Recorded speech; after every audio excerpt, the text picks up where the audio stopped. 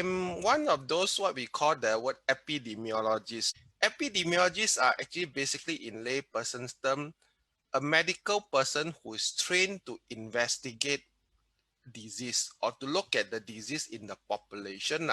So I mean that previously there's this show called Dr. House, and he is like a doctor who find out rare diseases in his patient. Whereas an epidemiologist is trying to look at it in the whole community, basically how does the disease transmit from one person to the other and how do you prevent people from getting infected. I will start briefly on what is disease about. I think it's a lot of people already know the information from newspaper and so on. So it's just a bit of revision on something about this COVID disease. Then I'll talk about how do we investigate when there is a case of COVID in Singapore. Then I'll share with you some of the examples of the clusters in Singapore. And because of that, what do we learn about all these high-risk activities? And then why should we put a stop to some of these high-risk activities so that all of us can actually live safely in Singapore? It started end of last year, so it's almost a year, in Wuhan. All of us knew that it's in Wuhan. Then after that, it came to Singapore. So the first few cases were actually imported from Singapore from travelers coming from Wuhan. We know that this disease has an incubation period of up to 14 days. So what does it mean? Incubation period means that if today you get infected with the disease, you normally develop the symptoms within 14 days. All right. So let's talk about something that most of you are more familiar with, chickenpox. If let's say one of your family members have chickenpox and you have not had chickenpox before, that means that you don't have immunity against chickenpox. Okay. Then what happens is if the family members come to your home today, you don't get chickenpox symptoms tomorrow. It takes about 2 weeks. So that's the chickenpox incubation period. So what happens in these 2 weeks is the virus goes in the body today. It will multiply and multiply and multiply. And by about 2 weeks for chickenpox, you will then develop the symptoms of rashes and fever. So for COVID, it's about 3 to 5 days generally. So it's a bit like the normal flu. If somebody in your family falls sick, cough at you, you normally don't cough tomorrow, but it normally takes about 2-3 days, then you start falling sick and so on. So that's COVID. It can be as short as 1 day. Yes. It can be as long as 14 days, but most of the time it's 3 to 5 days. Now, how does this spread? In theory, we call it airborne, but it's actually more droplets. Airborne means that when a person cough out, the viruses goes into the air, and the next person is very nearby, inhale the virus, he gets sick. That's airborne. Droplets is a little bit heavier. So the droplets distance are lesser than airborne. So what is purely airborne? Chickenpox. Chickenpox is a virus. Even if you stand, let's say 2-3 meters away, the person who cough out the virus, you probably can inhale it because the virus is actually very light. In COVID case, is more droplets, which is a bit heavier. That's why we have found that, if you are very close contact with a person, let's say 1 meter away, let's say you have lunch with somebody who is infected. Of course, lunch is very close. He sit opposite you and you cough, he cough, you get infected. But if you are much further apart, like we recommended at least 1 meter further and away, then the risk of inhaling the droplet is much lower. So normally for infectious disease, you normally need to inhale a fairly large number in order to fall sick. So if you just inhale a little bit, normally you don't fall sick because the body immunity is able to tackle the very little infection. So the infectious period, we also found, can be up to 3 days before the symptoms occur. So I give you an example. Let's say today is 1st of December. Okay, so 1st of December, somebody who has COVID cough at you and you inhale the virus 1st of December. Let's say your incubation period is 5 days. So on 6th of December, you start having fever or cough. Okay, that's incubation period, right? You expose on 1st of December, you fall sick on 6th of December. But before 6th of December, somewhere around 3rd of December, which you are still feeling well, your body already produces the virus that can started to infect other people in your family. So that's what we call pre-symptomatic transmission. That means that even before your symptoms come out, body can secrete the virus through your nose and mouth already. But on 6th of December or 5th of December, then you fall sick. And not all of them have fever. A little bit different from SARS. In SARS, those days, a lot of people has fever.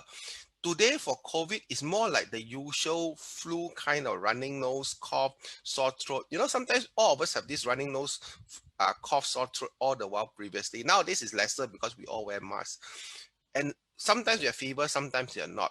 Just that the difference between COVID and the usual flu that we know of is COVID in some of the elderly people can be quite severe and sometimes could cause us death. Whereas in the normal flu, we call it common cold, it is normally not fatal. All right.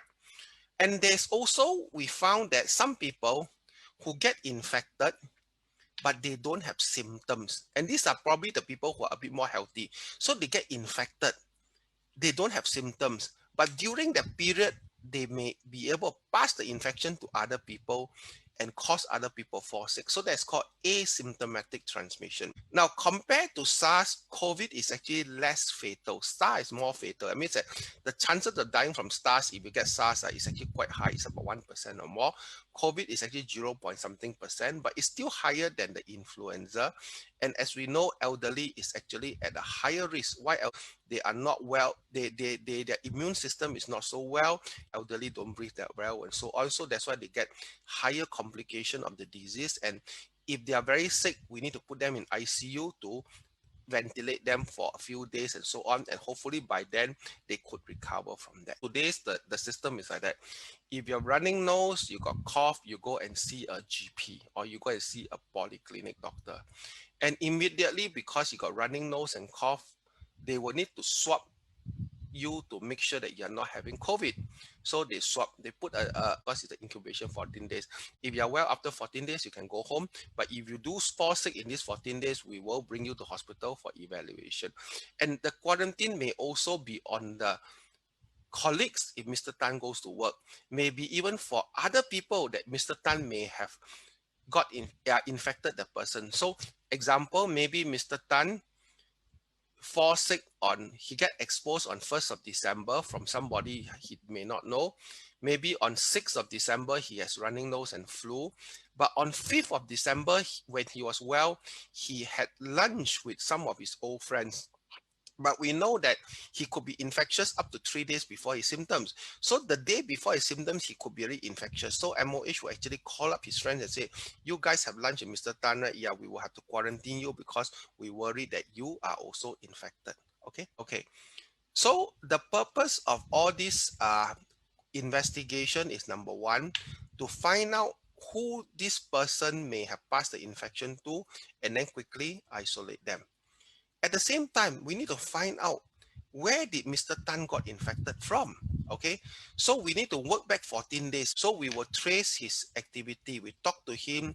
Unless he's very sick that he can't talk, then we probably talk to family members. But normally, most young people who have COVID, they're just like a serious flu, high fever, cough, and so on. But they still can receive our phone call in the hospital, and we will ask them briefly, okay, in the last 14 days, where he had been to. So Mr. Tan, they say that, okay, maybe about 10 days ago, before he fall sick, he actually went to, let's say, in those days that when there are foreign worker dorms who are still having outbreak, he said, oh, because one of his duty was to be a volunteer in a workers dorm, in, let's say, whatever dorms and so on, then okay, we think that he might be infected from there. All right. But let's say that, he tell us that he never go anywhere.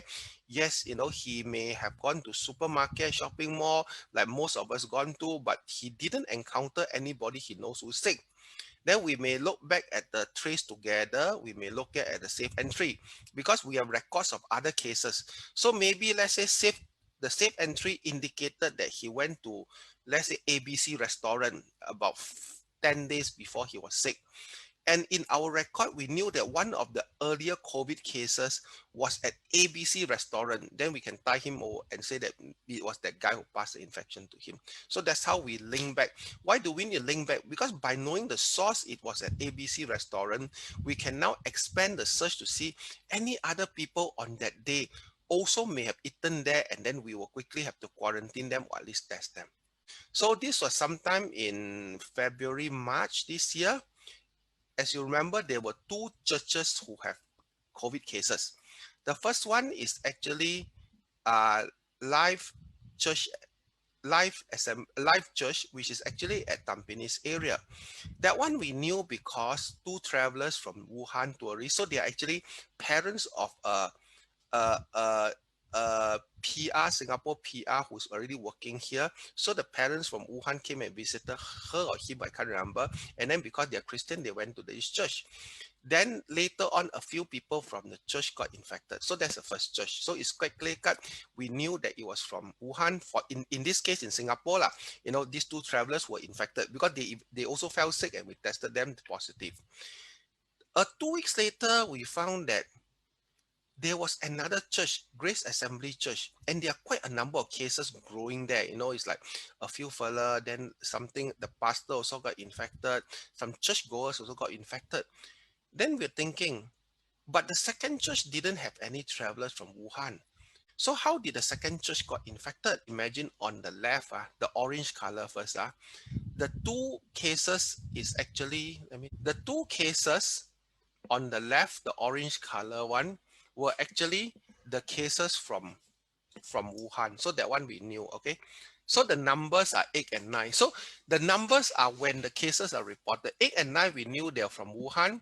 And then they passed the infection to 31, 33, 38. All right, so these are the Singaporeans who actually went to the church and they were close by. They were actually sitting quite close to the two couple from Wuhan and they got infected. Then after that, all right, so it goes by the number sequence. Then we saw that there were 48, 49, 51, 60. These are the blue color one, 54, 57. So these are the cases who reported in the second church. So we knew there's a first church, we knew there's a second church, but how was the link there? So we searched backward with our colleagues from CID and they found that the index for the second church, index means that the first patient in the second church was actually number 66. So you're wondering, but the first case was 48. How could 66 pass the infection to 48? Because 66 was reported later. Well, it's because 66 has an onset earlier. So he was sick earlier. But unfortunately, in those days, we didn't have that much PCR testing. He went and see a doctor and the doctor thought that he was a flu and he recovered, but not fully recovered. He went to church and passed the infection to his colleagues. So 66 is actually a church worker. So now we knew that 66 was the first case because of the day that he has fever and cough. It was way before the rest of the church member. So 66 is an index. Then through our CID colleagues, we found that the 66 actually had a lunch, Chinese New Year lunch late February in one of the condo in Singapore. And in this lunch, there were two other persons, 83 and 91, who went to the first church. So 83 and 91 actually went to the first church, but they were not detected as cases then, who actually had lunch with 66 during Chinese New Year. So our theory is 81, 83 and 91 passed the infection at 66, then passed to the second church. But when we found 83 and 91, then they were quite well. So we tested them for serology. Because we swabbed them, they were negative. But serology is a new test that we test the blood. And the blood showed that they had infected recently. So that actually links up that the two travelers from Wuhan passed the infection to the people in the first church, and two of them in the first church went to a lunch, who then passed the infection to the 66, who then passed to the second church. So that's how we link up. It's actually quite a lot of work to do that, but by looking the whole chain, we understand that number one, sitting close to each other during church services is actually a risk factor. Number two, because in those days, people who are sick, they recover, they go back to work, but they were not fully recovered. And that's how. So this one happens at Dover Court International School. This happened sometime, I believe, in April. So that time, we already knew that there were imported cases coming from Singapore. Now no longer Wuhan, and this is actually from Europe. So there were three teachers at Dover Court International School. It's actually one of the international school expat. These three teachers are expat who were reported as COVID cases. So at first we thought, okay lah, these are expat, must have gone back to UK, come back, get sick. But then we check carefully, these three teachers say, no, we didn't travel. Yes, we are Angmos, we are British, but we didn't go back to UK. We have been in Singapore all the while. Then we started thinking, how could these people who all the while in Singapore get infected? They must got it somewhere else, right? Then we found that being expats, they normally likes to drink in those days, the bars. So one of them actually went to Heroes Bar at Boat Quay. The other two teachers didn't go Hero Bar. The other two teachers got infected from the first teacher. This first teacher went to Heroes Bar, and which is one of those expat bars along Boat Quay, and we found that they were travelers from UK coming in. Those days, we still allow people come in, and they infect this particular. So the travelers were sick. They passed the infection to this teacher, who then passed the infection to two other teachers. So the infection point is at the bar, and that is another reason why at the moment I think we are quite cautious about the bars opening and so on, because bars, as you know, is very close proximity. People are moving around, very crowded and so on. So that is a second case study. Third case study was actually a kindergarten, PCF kindergarten, and the index case was a school principal. She was sick, she saw a doctor give her 2 days MC in those days, and then after she goes back to work. Nowadays, today, if you fall sick, we swap you immediately, even if, and you put you on 5 days MC. So those days we didn't swap because in that day, those days we don't have enough swap, but now at least we build up capability of having enough swap. So principal given 2 days MC, went back to school, passed the infection to other teachers. Luckily, I think no children were infected. And we found that the principal got infected because her parents went to to JB. So elderly parents went to JB for a quick day trip and so on. They got infected because the parents eventually fall sick. So we tested the parents. Parents are positive. Parents passed to this daughter who is a kindergarten principal, who then passed the infection to other teachers. The last case study was actually Safra Jurong, and that was quite a big one. So why Safra Jurong? Because we found that the source was actually from a dinner, Chinese New Year dinner.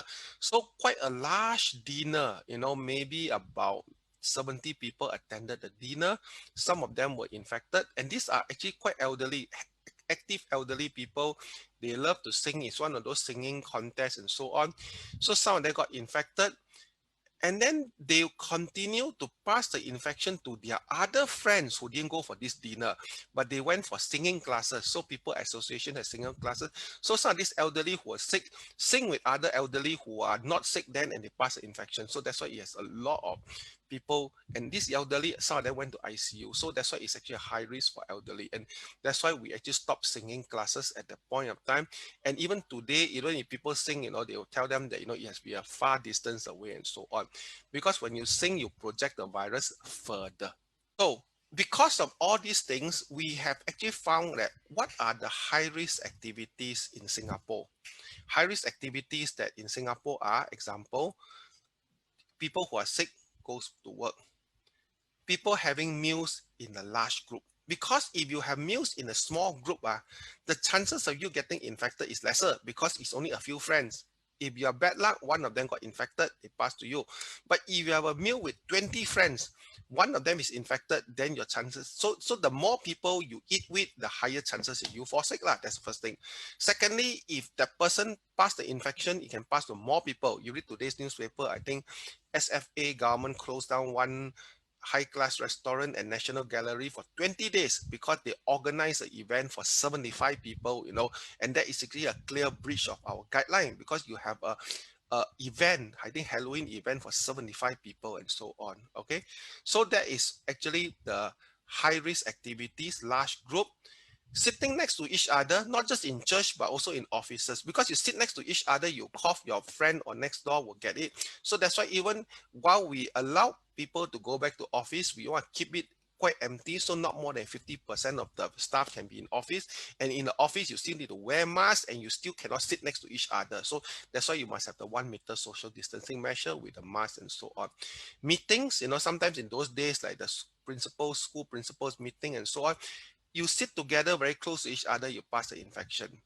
And not just restaurant, but the risk is also the bars, because people move around in bars and nightclub. So this is not just Singapore. If you open the newspaper, you look at it.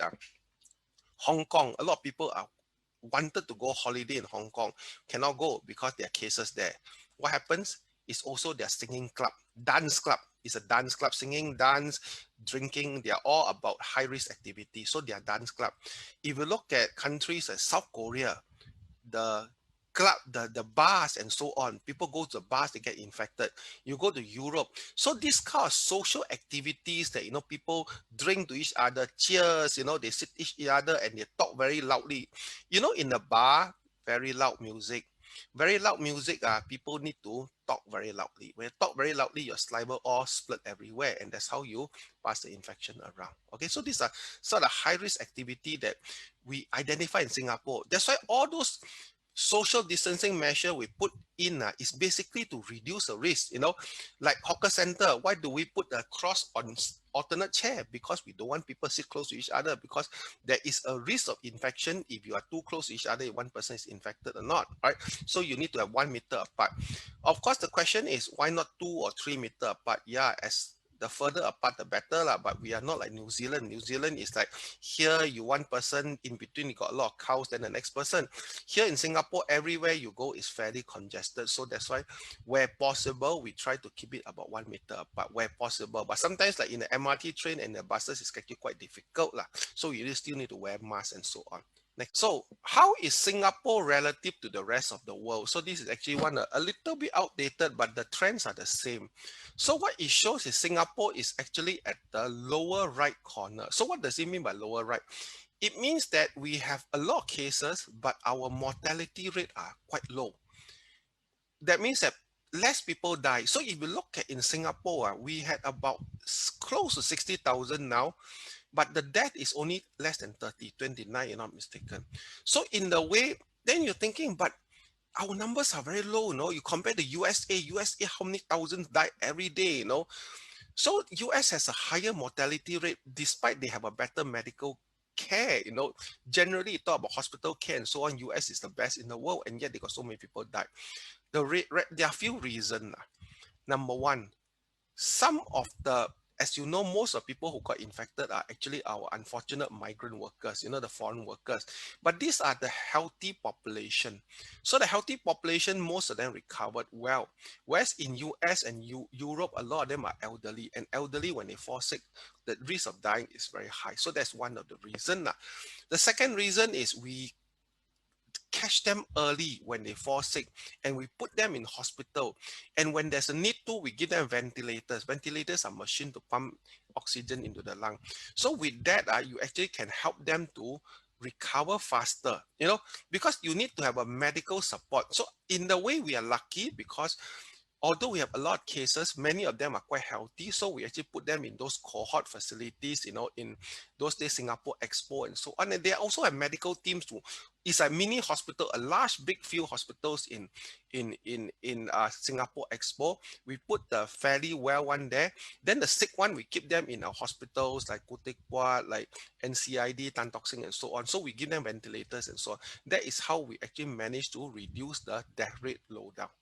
So what is the key success factor? I mean that today, if you look around the world, Singapore is probably the best, one of the best. I can tell you that, even Hong Kong, is having the second wave. It's actually third wave or fourth wave already, because they had actually a second wave.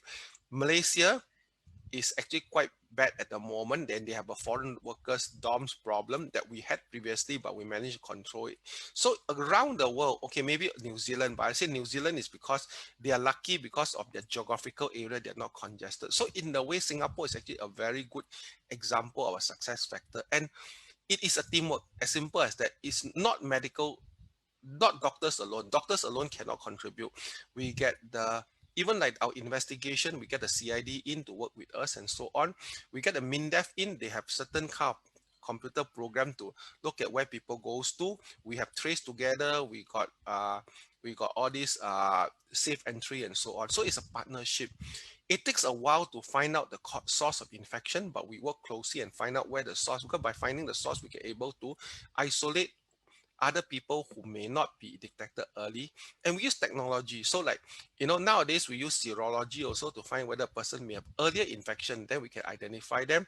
We use trace together. That's why we encourage people and we want people use trace together, because that will help us to find out who is at risk. So basically, this is, I think, the last slide. This pandemic will likely to last for quite at least 6 months to a year, because even though we have vaccines that started to be introduced in Europe and US, it takes a while because the companies is to ramp up. They need to produce, manufacture. You cannot manufacture overnight. And then you need to bring it to the clinic. You need to vaccinate people and so on.